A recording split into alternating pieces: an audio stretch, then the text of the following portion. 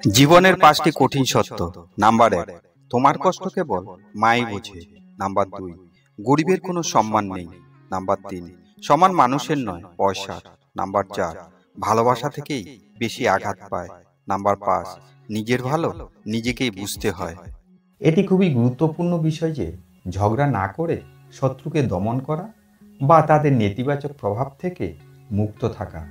এর জন্য আধ্যাত্মিক টোটকার চেয়েও মনস্তাত্ত্বিক ও কৌশলগত উপায়ে কাজ করা বেশি কার্যকর। আপনাদের অনুরোধ অনুযায়ী ঝগড়া না করে শত্রু দমন বা তাদের প্রভাব কমানোর 10টি কৌশলগত নিয়মের উপর আজ এই ভিডিওতে আলোচনা করা হলো।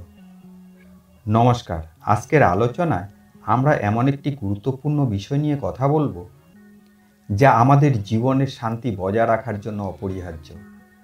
বিষয়টি হলো ঝগড়া না করে বা সংঘাত এড়িয়ে কিভাবে আপনার শত্রুদের দমন করবেন বা তাদের নেতিবাচক প্রভাব থেকে নিজেকে মুক্ত রাখবেন। আমরা অনেকেই বিশ্বাস করি শত্রুকে মোকাবিলা করতে হয় চিৎকার বা পাল্টা আক্রমণে, কিন্তু বুদ্ধিমান মানুষ জানেন সবচেয়ে বড় জয় আসে নীরবতা ও কৌশলের মাধ্যমে। আজ এই ভিডিওতে এমন 10টি শক্তিশালী নিয়ম শিখব যা আপনার শক্তি নষ্ট না করে আপনাকে বিজয়ী করবে। নাম্বার 1, নিজের লক্ষ্য ও সাফল্যে মনোনিবেশ। শত্রুকে দমন করার প্রথম নিয়মটি হলো তাদের দিকে মনোযোগ না দিয়ে নিজের কাজে মনোযোগ দিন। আপনার সবচেয়ে বড় প্রতিশোধ হলো আপনার সাফল্য। যখন আপনি উন্নতি করবেন তখন শত্রুর সমস্ত শক্তি আপনি দুর্বল হয়ে যাবে। আপনার সাফল্যই তাদের কাছে সবচেয়ে বড় আঘাত। মনে করেন আপনি কোনো ব্যবসা বা কাজ শুরু করলেন, কিন্তু আপনার শত্রুরা আপনাকে সামনের দিকে এগিয়ে যেতে দিচ্ছে না। এক্ষেত্রে আপনি আপনার শত্রুরা কি করছে এই চিন্তা না করে আপনার ফোকাস যদি আপনার কাজের মধ্যে থাকে, তবে আপনি সফল হবেন এবং শত্রুরা আর শত্রুতা করতে আসবে না। তারা এটা ভাববে যে একে তো কোনোভাবেই আটকানো গেল না। তখন তারা শত্রুতা করা ছেড়ে দিয়ে আপনার সঙ্গে বন্ধুত্ব করবে। নাম্বার 2, আবেগগত দূরত্ব বজায় রাখা। শত্রুরা চায় আপনি তাদের প্রতি রাগ দেখান বা প্রতিক্রিয়া জানান। তারা আপনার প্রতিক্রিয়া থেকে শক্তি নেয়, তাই তাদের উস্কানিতে সাড়া দেওয়া বন্ধ করুন। শত্রুর আচরণকে আপনার জীবনের একটি ছোট শব্দ, হোয়াইট নয়েজ হিসেবে দেখুন। আবেগগত দূরত্ব বজায় রাখুন। আপনি তাদের কথায় কষ্ট পাচ্ছেন বা রেগে যাচ্ছেন, এটা তাদের কখনো বুঝতে দেবেন না। মনে করেন আপনি যদি তাদের ব্যবহারে রেগে যান এবং তাদের প্রতিটি কার্যকলাপের প্রতিক্রিয়া দেন, তবে আপনি আপনার লক্ষ্যে স্থির থাকতে পারবেন না, কাজে মন বসাতে পারবেন না, ফলে আপনি আপনার সাফল্য অর্জন করতে পারবেন না। তাদের কাছে হেরে যাবেন। আপনার মনকে এটা বোঝান, শত্রুরা যা খুশি বলুক বা করুক, আমার লক্ষ্য থাকবে আমার কাজের প্রতি। দেখবেন এক্ষেত্রেও আপনি সফল হবেন আর শত্রুরা হেরে বসে থাকবে। নাম্বার 3, তথ্যের আদান প্রদান নিয়ন্ত্রণ করা। আপনার শত্রুরা প্রায়ই আপনার দুর্বলতা বা আঘাত করার মতো তথ্য খুঁজবে, তাই তাদের সাথে ব্যক্তিগত বা গুরুত্বপূর্ণ তথ্য শেয়ার করা বন্ধ করুন। আপনার পরিকল্পনা, আপনার ব্যক্তিগত জীবন সব কিছুকে একটি দুর্গের মতো সুরক্ষিত রাখুন।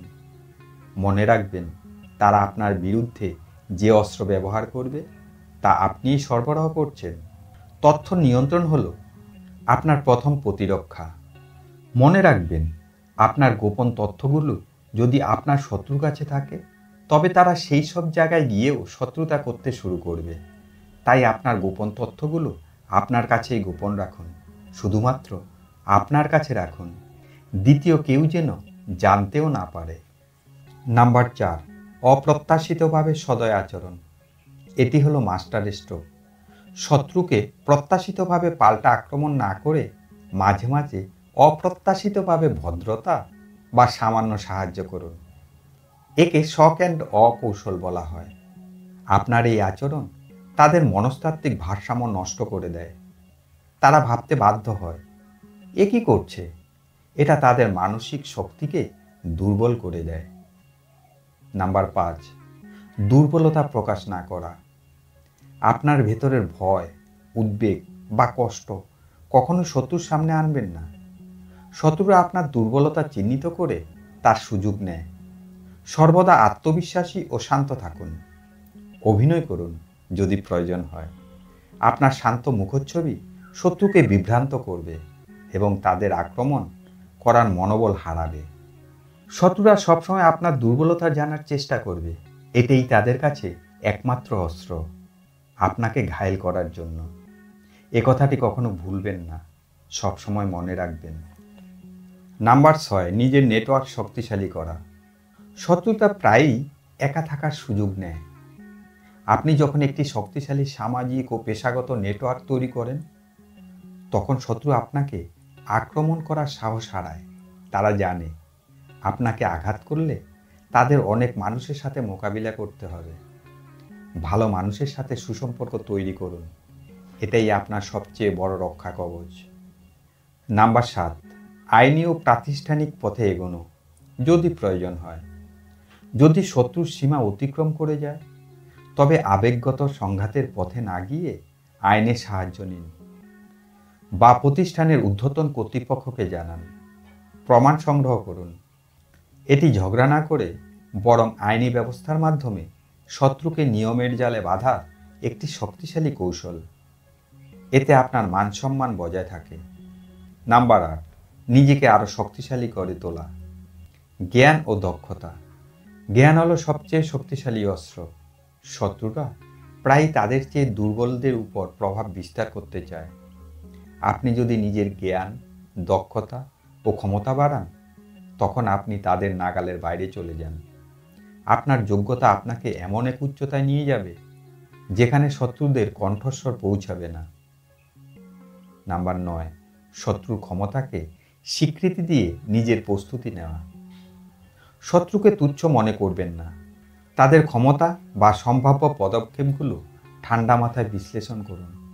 তাদের দুর্বলতা কোথায় এবং তারা কখন আঘাত করতে পারে এগুলো আগে জেনে নিন। শত্রুর গতিবিধি বুঝে আপনার কৌশল তৈরি করুন। এটি হলো দাবা খেলার মতো, যেখানে আপনাকে আপনার প্রতিপক্ষের পরবর্তী পদক্ষেপটি আগে থেকে জানতে হবে। নাম্বার 10, ক্ষমতায়ন এবং মুক্তি। সবচেয়ে কঠিন এবং চূড়ান্ত নিয়ম হলো ক্ষমা করে দেওয়া এবং বিষয়টি নিয়ে চিন্তা করা ছেড়ে দেওয়া। এর মানে এই নয় যে আপনি তাদের বিজয়ী হতে দিলেন। এর মানে হলো আপনি তাদের আপনার মানসিক শান্তি চুরি করতে দিলেন না। শত্রুর প্রভাব থেকে নিজেকে মুক্ত করার সবচেয়ে ভালো উপায় হলো তাদের চিন্তা করা বন্ধ করা। যখন আপনি তাদের ক্ষমা করে দেন, তখন তাদের উপর আপনার কোনো শক্তি থাকে না। আপনি মুক্ত হন। এই ভিডিও থেকে আমরা যে 10টি নিয়ম জানলাম বা শিখলাম তা হলো: নাম্বার 1, সাফল্যে মনোযোগ। নাম্বার 2, আবেগগত দূরত্ব। নাম্বার 3, তথ্য বিশ্লেষণ। নাম্বার 4, অপ্রত্যাশিত সদয় আচরণ। নাম্বার 5, দুর্বলতা প্রকাশ না করা। নাম্বার 6, নেটওয়ার্ক শক্তিশালী করা। নাম্বার 7, আইনি পদক্ষেপ। নাম্বার 8, জ্ঞান বৃদ্ধি। নাম্বার 9, বিশ্লেষণ। এবং নাম্বার 10, ক্ষমা ও মুক্তি। মনে করুন আপনার অফিসে আপনার একজন সহকর্মী আপনার বিরুদ্ধে নিয়মিত গুজব ছড়াচ্ছে।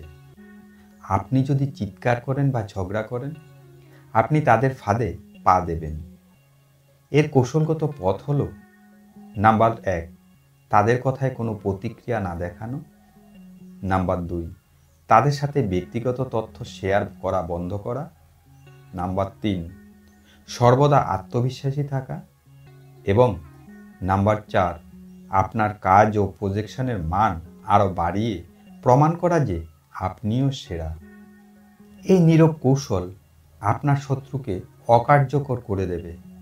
এটি ওই প্রকৃত বুদ্ধিমানের পথ।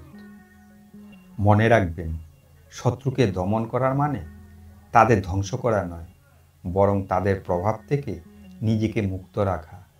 ঝগড়া আপনার শক্তি ক্ষয় করে, কিন্তু এই কৌশলগুলো আপনার শক্তি বাড়ায়।